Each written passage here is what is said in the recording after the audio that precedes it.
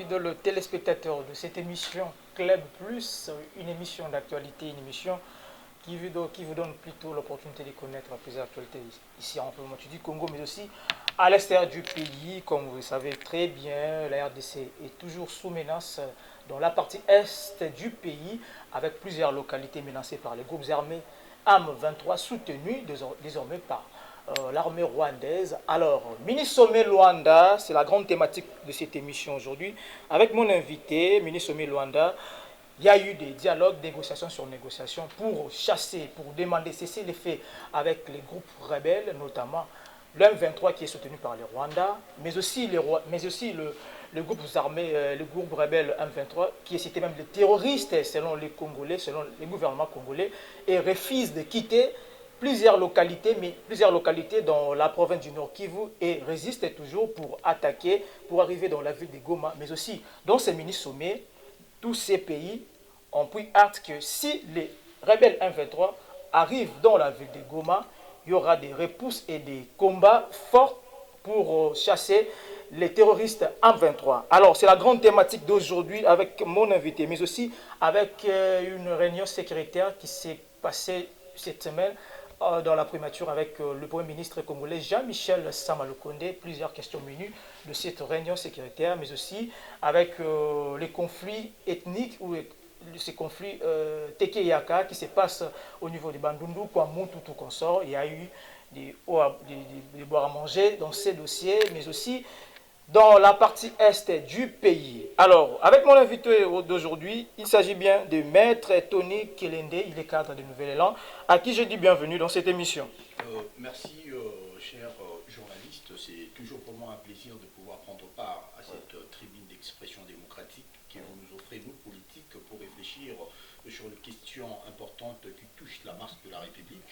J'ose croire que cet échange de 30 minutes sera d'une nécessité impérieuse. Nous allons partager notre vision, la vision de notre parti politique, de notre leader, Adolfo Muzito Fumupa, sur la gestion de cette insécurité qui gangrène la partie est de la République. Merci. Alors, une petite question avant d'entamer cette grande thématique du mini-sommet de Luanda. Il y a eu une marche pour soutenir les forces armées congolaises, le FARDC. C'était, je crois, le 17 ou le 16 comme ça, novembre. Vos impressions d'abord par rapport à cette marche que vous avez organisée? Merci pour cette occasion que vous m'offrez de pouvoir étayer sur la question de la marche qui s'est tenue le jeudi de la semaine passée. D'entrée de jeu, je tiens à remercier la population quinoise et congolaise de s'être déplacée pour répondre présent à cet appel à la mobilisation nationale contre l'agression que la République démocratique du Congo est victime. En toute l'étendue de la République démocratique du Congo, il y a eu plus de 20 millions en fait, 20 millions de peuples congolais qui ont eu à répondre présent. À Kinshasa, plus de 1 million qui ont accepté de pouvoir descendre dans la rue, de braver la pluie pour dire non, protester contre tout ce qui se passe dans la partie est de la République, mais également appuyer les recommandations de M. Adolfo Muzito, parmi la recommandation la plus vive, c'est celle de pouvoir rompre les relations diplomatiques avec l'Ouganda, parce que nous constatons que l'insécurité qui vit dans la partie est de la République, c'est une insécurité qui est également causée par l'Ouganda. L'Ouganda joue un rôle très indispensable par rapport à la fourniture des armements à ces groupes rebelles en connivence avec le Rwanda. Alors, par voie de conséquence, nous pensons que le mieux à faire serait que nous ne puissions pas jouer à cette hypocrisie de savoir que tel État joue tel rôle, mais nous continuons à garder son ambassadeur ici en République démocratique du Congo, nous continuons à garder une relation diplomatique aisée, alors que c'est parmi les États qui concourent à l'agression de la République démocratique du Congo. Voilà, c'est ainsi que nous étions descendus dans la rue. Je remercie encore une fois de plus la population congolaise. J'ose croire que le gouvernement a compris la revendication du peuple congolais, a compris qu'il faille que nous puissions profiter de stratégies idoines pour que cette question d'insécurité ne puisse pas rester permanente dans l'est de la République. Voilà, merci beaucoup, Maître Tony Kelende. Alors, la grande thématique d'aujourd'hui concernant l'agression rwandaise dans la partie est de la République du Congo. Alors, mini-sommet de Luanda, présidé par le président angolais Joao Lourenço déjà. Il y a eu le président congolais Félix Tshilombo, il y a eu le président burundais Ndayishimiye, mais aussi William Ruto et le pacificateur aujourd'hui, l'ex-président Uhuru Kenyatta, mais l'absence du Paul Kagame. Merci de cette question. S'il faille parler de l'absence de Paul Kagame, je dirais peut-être cette personne était absente, mais il a eu un représentant, son ministre des Affaires étrangères, qui était présent. C'était prévu que lui-même s'est présenté. Bon, nous connaissons déjà nous nous posons la question, pourquoi dans cette table des négociations il y a la présence du Rwanda? Parce que le Rwanda, jusqu'à nos jours, continue à nier son implication par rapport à l'insécurité qui s'est passée à l'est de la République. Mais, curieusement, à Nairobi, nous avons vu plutôt la présence du Paul Kagame. Et à Luanda également, il y a encore la présence du Paul Kagame avec les deux rencontres passées et la rencontre qui s'est passée cette semaine. Il y a eu son représentant qui est le ministre des Affaires étrangères. Tout ça laisse entrevoir que c'est une acceptation tacite que le Rwanda est en train de sous-traiter le M23 pour que nous puissions subir cette agression. C'est ainsi que nous, déjà, le gouvernement avait pris notre proposition de l'expulsion de l'ambassadeur rwandais en considération et nous voulons qu'il y ait une rupture de relations diplomatiques au-delà. Parce que le fait de chasser ou bien de demander à l'ambassadeur rwandais de partir, ce n'est pas une rupture de relations diplomatiques.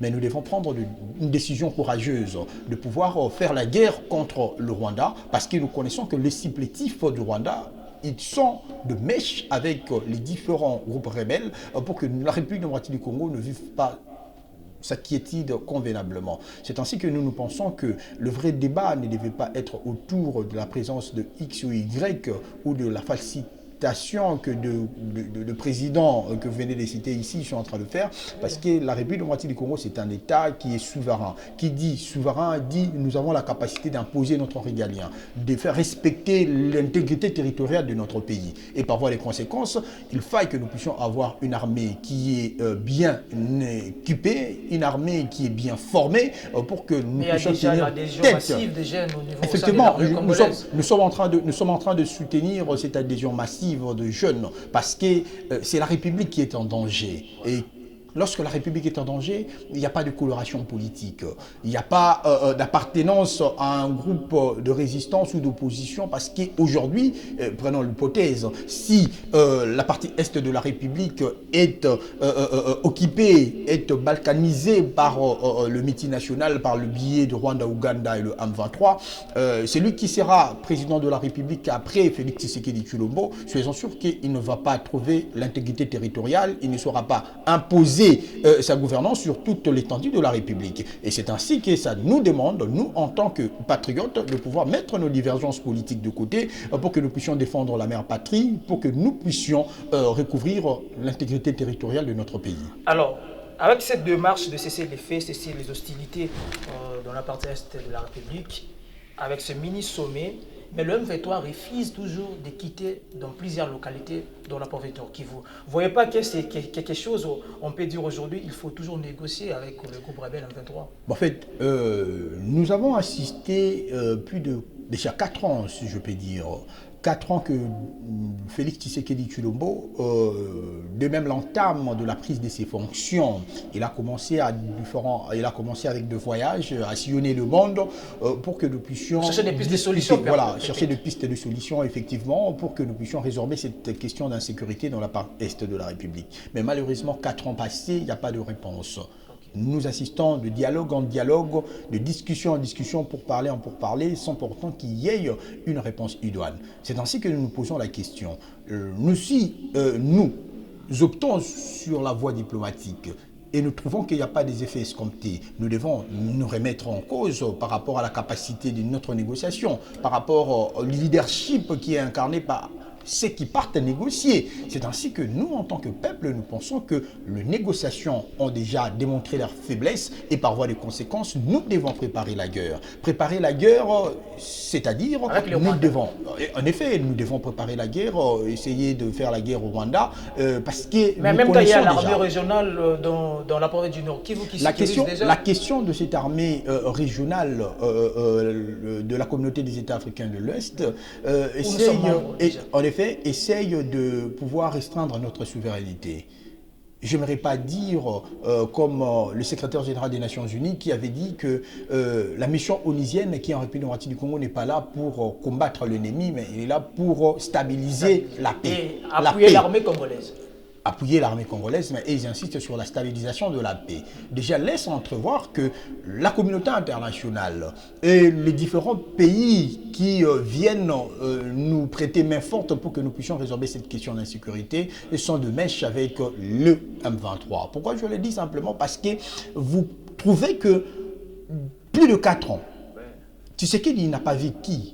Il a vu le président des États-Unis, le président français, le roi belge, tu vois, tous ces grands présidents du monde, mais malheureusement, nous n'avons pas encore une réponse idoine. Mais également, vous allez vous rendre compte que les Nations Unies, sur cette question d'embargo, n'arrive pas à donner une position claire.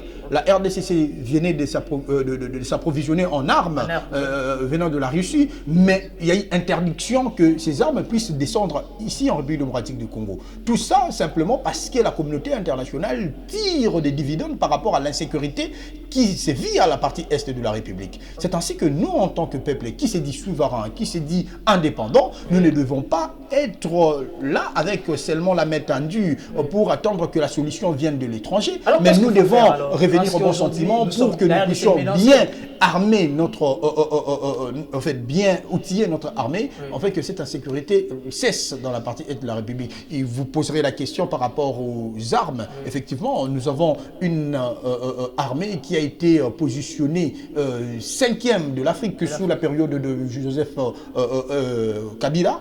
Et actuellement, nous sommes 11e en Afrique. Et si aujourd'hui, Goma n'est pas encore occupé, c'est parce que nous résistons. C'est-à-dire nous avons encore quelques tonnes de munitions que nous pouvons mettre en exergue pour que nous puissions éradiquer cette situation d'insécurité. C'est ainsi que nous disons, cet aspect diplomatique ne doit pas être un frein pour nous de pouvoir bien former notre armée, bien outiller notre armée, bien faire de recrutement et aussi à lever des herbes que nous appelons l'infiltration qui règne encore au sein de notre armée. Malgré il y a eu d'autres arrestations des généraux et tout consort, mais il y a toujours l'infiltration. En effet, l'infiltration est généralisée en République démocratique du Congo. Il y a même dans des institutions de la République où nous trouvons, il y a de Rwandais qui œuvrent et il y a des Ougandais qui œuvrent. Et déjà cette infiltration, nous saluons déjà la démarche qu'a fait le président de la République, Félix Tshisekedi, de pouvoir arrêter, de pouvoir mettre en retraite certains, mais cela ne finit pas. C'est faille que nous puissions continuer dans cette même logique pour que notre armée soit avec des patriotes qui auront à la tête seulement l'idée de pouvoir défendre la patrie. Parce que lorsqu'il y a des infiltrés, soyez sûrs que nous ne serons pas à mesure de pouvoir bien gagner cette guerre parce qu'il y aura toujours cette complicité entre ce que nous considérons de Congolais qui vont commencer à vendre le stratégie à l'armée rwandaise par le biais du M23. Alors, Maître Tony Kelende, réfléchissons d'abord. Il y avait eu un problème, il y avait une intervention du porte-parole du gouvernement rwandais, récemment ici, concernant toujours cette situation sécuritaire dans l'Est de la République du Congo. Il a dit que le vrai problème avec la partie Est de la République, c'est la RDC. Et il refuse que ce n'est pas le Rwanda qui attaque la RDC, mais c'est les Congolais eux-mêmes, mais aussi Félix Tshisekedi profite pour au départ organiser les élections en 2023. Est-ce que ces propos, c'était même, je cite même, c'était une interview proposée par nos confrères de France, de TV5 Monde? Bon, moi je... Avec les attaques pareilles, est-ce que ça va aller? Je n'aimerais pas scruter le rein du président de la République, c'est-à-dire sa volonté de pouvoir organiser des élections ou pas. Je suis mal placé de pouvoir scruter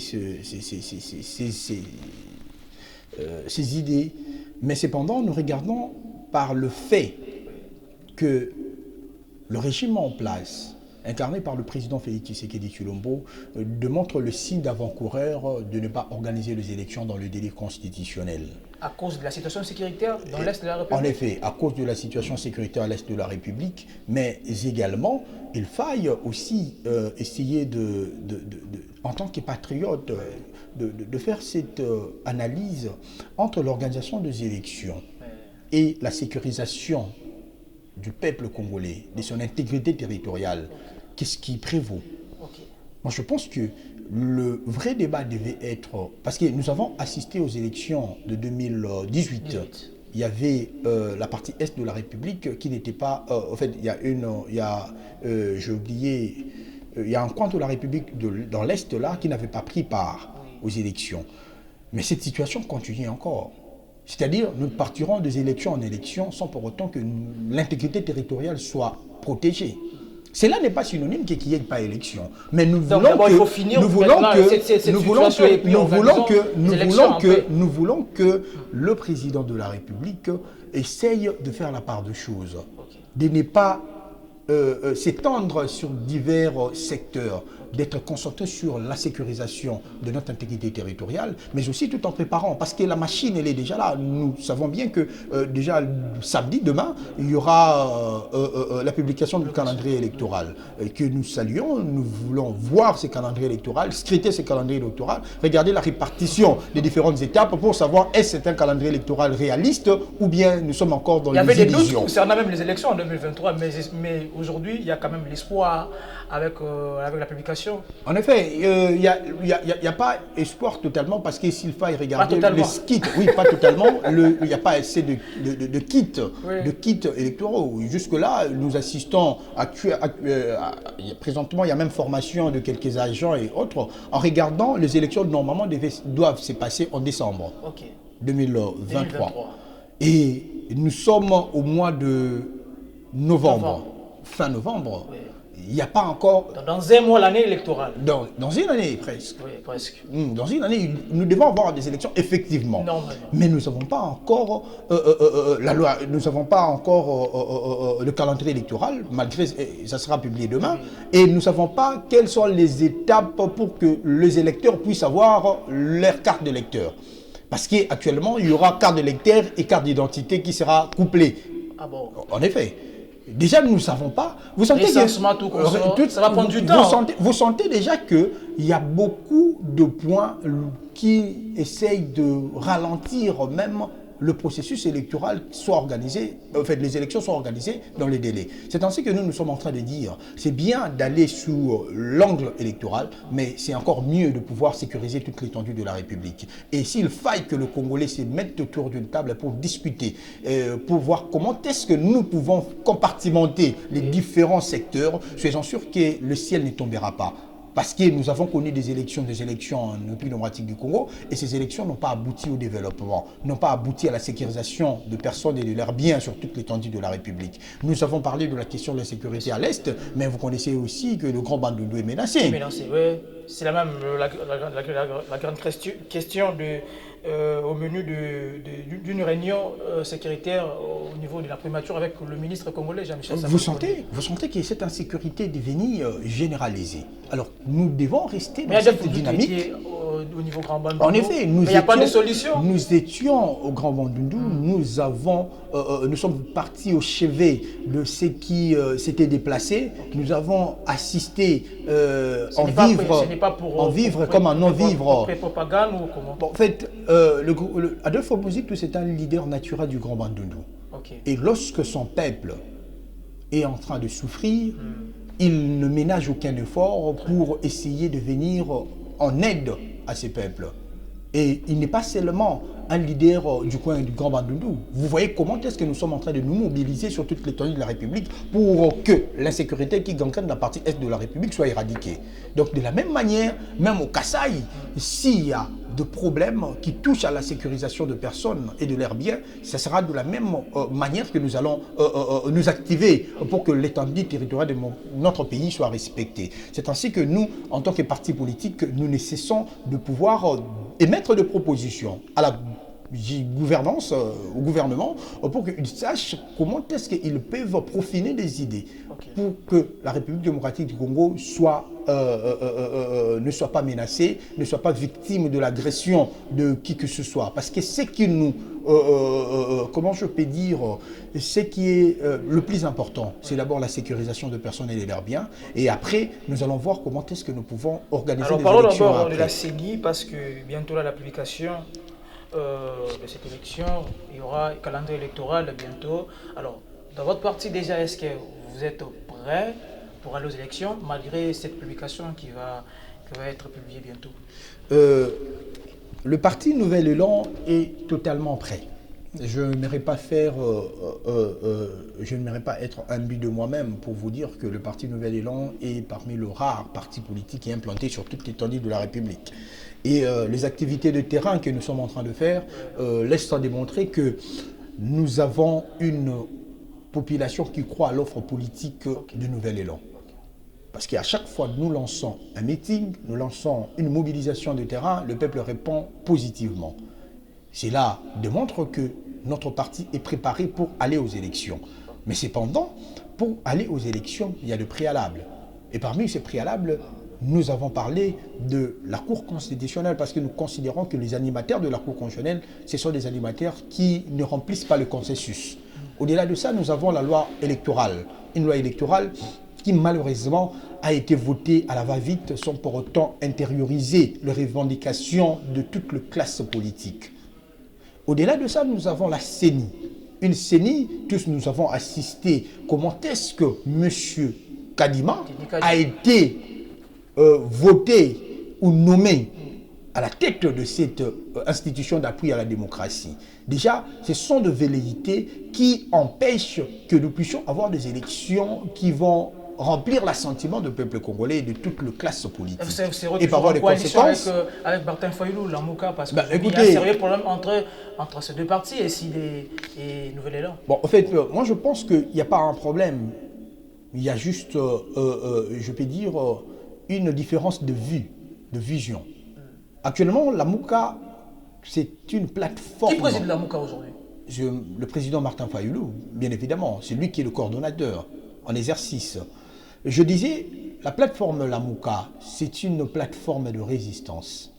Qui dit résistance, c'est-à-dire, elle est focalisée sur l'organisation des élections dans le délai constitutionnel, focalisée sur le fait que nous puissions avoir de bonnes élections. Parce qu'il ne faut pas seulement aller aux élections, mais il faut avoir de bonnes élections. C'est-à-dire celui qui sera élu président de la République soit véritablement l'émanation du peuple. En effet, parce que cette crise de légitimité commence même à fragiliser la bonne gouvernance de la République. Parce que celui qui sera élu président de la République, le peuple va se reconnaître en lui et lui, il va porter les désidératas du peuple pour implémenter ça dans sa gouvernance. Mais lorsque nous avons celui qui gère la République, qui n'est pas issu de urnes, nous allons toujours chercher des coalitions, chercher comment avoir une majorité au Parlement dans de violations intentionnelles de la Constitution ou de règlement intérieur de cette institution. Donc vous sentez déjà que nous serons dans un désordre étatique qui ne va pas favoriser le développement. C'est ainsi que la Mouka, en tant que plateforme politique, est concentré sur ça. Mais cela n'empêche pas que chaque parti politique œuvrant au sein de cette plateforme de résistance puisse œuvrer de sa manière. Mais il y avait quelque chose là, des blocs patriotiques, mais ça ne va pas avec, avec le Nouvel Élan. Écoutez, la question de bloc patriotique, c'est une question que vous pouvez bien poser aux camarades de l'ECD qui se retrouvent ensemble avec Joseph Kabila. Nous avons choisi rester au sein de la Mouka parce que nous considérons la Mouka comme le produit du peuple, l'émanation du peuple. Parce que le peuple a accepté d'accorder le crédit aux différents leaders à Genève afin qu'eux puissent avoir un candidat pour battre le candidat de Joseph Kabila. et ce candidat a été désigné, mais nous pensons que c'est un débat déjà qui est suranné parce que nous sommes à une année des élections. Nous devons maintenant réfléchir comment est-ce que chaque parti politique doit mûrir des stratégies pour essayer de vendre son offre politique, alors, faire des mobilisations de terrain, en fait, que le peuple soit à mesure de lui voter ou de souscrire à son offre aux urnes. Une question de curiosité. Si aujourd'hui, si possible, de choisir un candidat dans cette plateforme-là, Mouka, votre choix, ça sera peut-être basé sur qui? C'est naturel, ça sera Adolphe Muzito. Pourquoi? Parce qu'il a eu à gérer la République avec le résultat escompté. Gérer dans le régime de Joseph Kabila. En effet, gérer dans le régime de Joseph Kabila sous une alliance avec le PALU, qui fit un ancien parti politique que mon leader actuel était membre. Donc c'était naturel qu'il soit Premier ministre après le patriarche Gizenga. Avec quel bilan? Avec un bilan élogé. Élogé, je tiens à vous dire, parce que c'est avant même Matata Ponyo, sous Adolphe Muzito, nous avons connu l'augmentation du budget national. Nous avons hérité un budget de 800 millions de dollars et nous avons laissé ça à 4 milliards de dollars. Nous avons hérité un pays qui était divisé. Nous avons pu unifier la République. Le Premier ministre Adolphe Muzito fut le rare Premier ministre qui est descendu à l'Est, au front. À l'époque, il y avait des ADF. Pour question de pouvoir motiver les militaires afin de pouvoir éradiquer cette situation. Et l'éradication était au rendez-vous. Au-delà de ça, il a payé il a augmenté les salaires de magistrats. Attendez, je dois vous dire, je me sens très à l'aise lorsque je réponds à cette question. Parce que le bilan de mon leader, c'est un bilan élogié. Et le peuple congolais en a encore à l'esprit. Je pense que lorsqu'il va se présenter candidat président en 2023, le peuple va se souvenir de ses exploits pour lui faire confiance afin de gérer cette République.